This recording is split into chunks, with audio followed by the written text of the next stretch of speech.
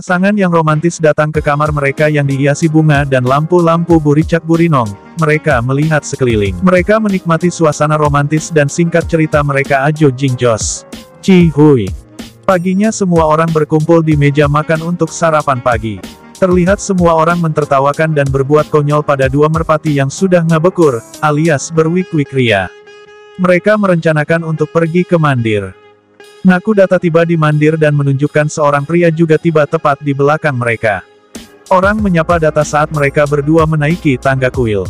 Naku meletakkan tangannya untuk membunyikan bel dan Data meletakkan tangannya di tangannya untuk membunyikannya. Pria itu memanjat tangga dengan foto Data di tangannya. Data sedang melakukan parikama dan pria yang memiliki foto di tangannya juga mengikutinya. Naku ada di mandir yang berdoa bahwa telah terjadi banyak kesulitan dan bahaya. Data di sisi lain melihat pria ini dan melihat grafik foto di tangannya. Naku merasa beberapa bahaya mendekat dan mereka menunjukkan bahwa pria yang memanjat menuruni tangga dengan tergesa-gesa. Naku berlari keluar kuil dan mulai meneriakkan, Data dan bertanya kepada orang-orang apakah mereka telah melihat Data. Dia melihat sebuah van hitam dan Data terbaring di dalam dengan matanya terbuka lebar dan kemudian pintunya ditutup oleh seseorang yang memakai gelang dengan huruf D, digantung. Dia berjalan di belakangnya sambil berteriak. Naku berlari di jalan-jalan di belakang kendaraan dan terjatuh tak sadarkan diri. Gelangnya hancur berantakan dan pujaki talinya juga hancur total. Dia mendapatkan kembali kesadaran sesaat dan mencengkeram benang merah dan sekali lagi jatuh tak sadarkan diri. Orang-orang berkumpul di atasnya dan mereka memercikkan air ke kesadaran Naku tapi tanpa sengaja dia menyeka air dari wajahnya dan menghapus Sindoa. Dia bangkit berteriak seperti wanita gila mengatakan bahwa dia mencari suaminya. Dia berjalan dan menggedor sebuah van besar dan terlempar jauh melintasi hutan. Dia bangkit dan mengembara di hutan, berteriak seperti wanita gila. Naku berkeliaran di sekitar hutan seperti seorang wanita gila yang meneriaki Data. Dia hampir mengigau dan Mangalsutra terjebak di pohon saat dia berjalan dari pohon ke pohon. Dia berbicara kepada dirinya sendiri, berlari melintasi hutan dan tergelincir berguling menuruni bukit kemudian masuk ke air. Baji melihat semua khawatir dan Ai bertanya kepadanya apa yang terjadi. Baji mengatakan kepadanya bahwa Data diculik oleh sebuah mobil van.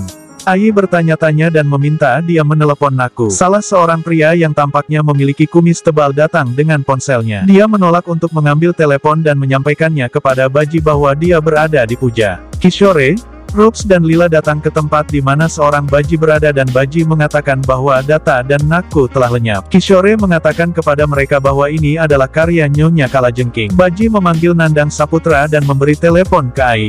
Ai mengatakan kepadanya bahwa saya memerlukan bantuan. Nandang memberikan ekspresi mengerikan dan dia mengatakan bahwa tidak ada kesalahan di pihak kita. AS memasang telepon dan memberitahu Baji bahwa NS tidak tahu apa-apa dan menangis. Setelah semua orang pergi, seorang pria datang untuk memberitahu dia dan mendapat senyuman cabul. Kala masuk sebagai dalang.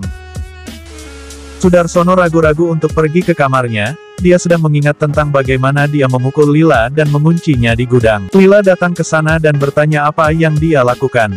Sudarsono meminta maaf, dia meminta satu kesempatan tapi Lila mengatakan bahwa dia meminta Data sendiri untuk memaafkannya tapi dia tidak akan pernah memaafkannya. Baji pergi ke kamar Data dengan menangis keras dan berbicara dengan Data meski hanya sebuah foto. Ai Sahib datang ke sana melihat dia menangis dan mengatakan kepadanya bahwa kita menantikan harapan Anda. Baji melanjutkan menangisnya. Di pesisir Laut Pamayang, Bapak Botak melihat seseorang terdampar di pantai. Kemudian mereka membawanya ke tepi dan orang-orang berkerumun untuk melihatnya. Seorang ibu meminta seorang anak untuk memanggil Digu. Anak itu berlari memutar mencari Digu, dan terlihat dia sedang tidur di atas nampan layar. Mereka membangunkan Digu dan menceritakan bahwa warga sedang berkerumun di mayat seorang wanita. Digu pergi ke sana dan melihat-lihat Naku yang belum sadarkan dirinya. Terobsesi sebuah kartu tarot, Digu mulai meramal keadaan dia. Dia membaca seolah-olah kronologi bagaimana Naku bisa sampai di tepi pantai. Kemudian orang-orang membawanya ke rumah untuk diotopsi. Digu bersama Kismet di warung Mang Dana. Dia mengatakan pada Budao bahwa Kismet telah membawanya ke sini dan Kismet akan membawanya kembali. Sebuah mobil merah keluar entah dari mana. Digu sedang minum bajigur dan mendedikasikan filsafatnya. Seorang pria memanjat keluar dan memanggil Digu. Digu berbalik ke arah kios dan terus minum bajigur dengan santuy. Orang itu menjadi gusar dan mendekati Digu. Dan bertanya kepadanya apakah Anda tahu siapa saya?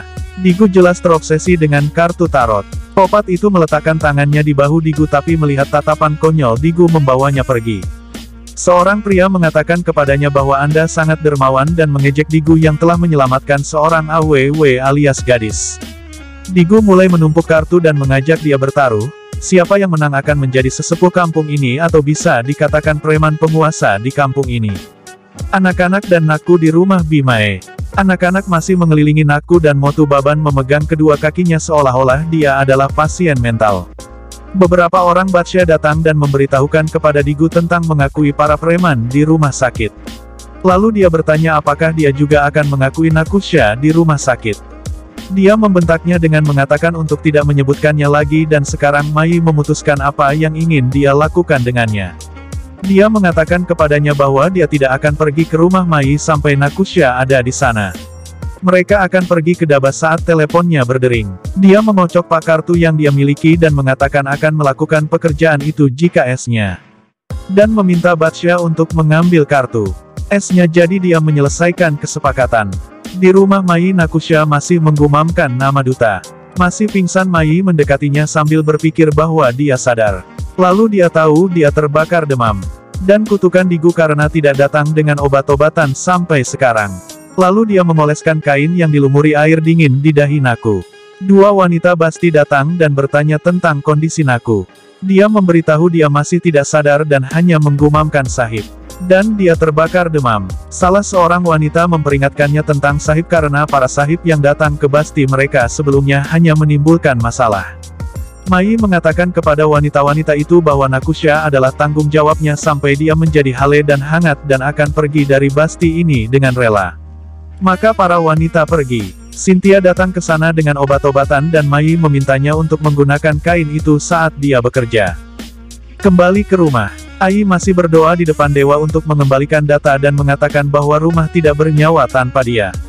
Baji turun. Pada saat yang bersamaan Nana Saheb juga masuk. Semua formalitas dilakukan. Ai bertanya tentang data dan Naku. Dia menjawab secara negatif. Dia lagi meyakinkan dia akan menemukan data. Dia memberikan tanggung jawab Pagal Niwas kepada Baji sampai data kembali. Lalu dia mendapat telepon. Dia menginformasikan semua. Dia mendapat telepon dari Inspektur Despande tentang mayat yang diduga data.